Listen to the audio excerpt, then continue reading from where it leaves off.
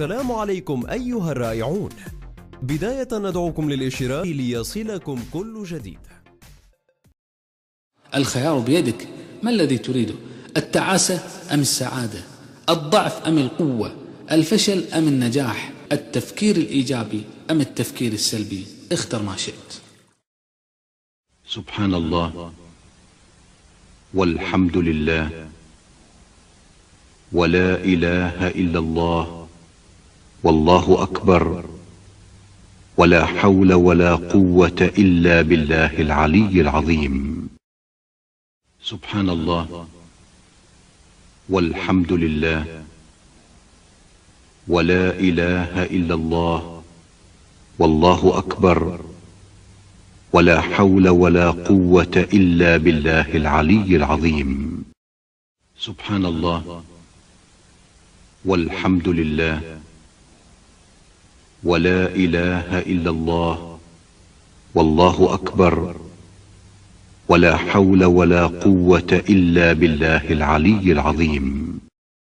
سبحان الله والحمد لله ولا إله إلا الله والله أكبر ولا حول ولا قوة إلا بالله العلي العظيم.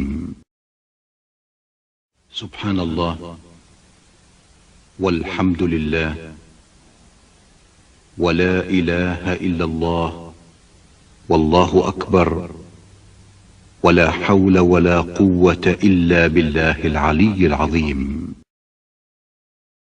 سبحان الله والحمد لله ولا إله إلا الله والله أكبر ولا حول ولا قوة إلا بالله العلي العظيم.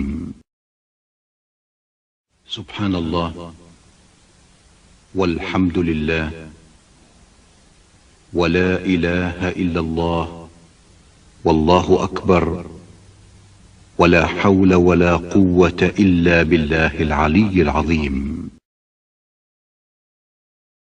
سبحان الله والحمد لله ولا إله إلا الله والله أكبر ولا حول ولا قوة إلا بالله العلي العظيم.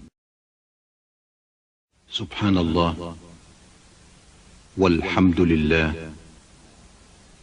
ولا إله إلا الله والله أكبر ولا حول ولا قوة إلا بالله العلي العظيم. سبحان الله والحمد لله ولا إله إلا الله والله أكبر ولا حول ولا قوة إلا بالله العلي العظيم. سبحان الله والحمد لله ولا إله إلا الله والله أكبر ولا حول ولا قوة إلا بالله العلي العظيم.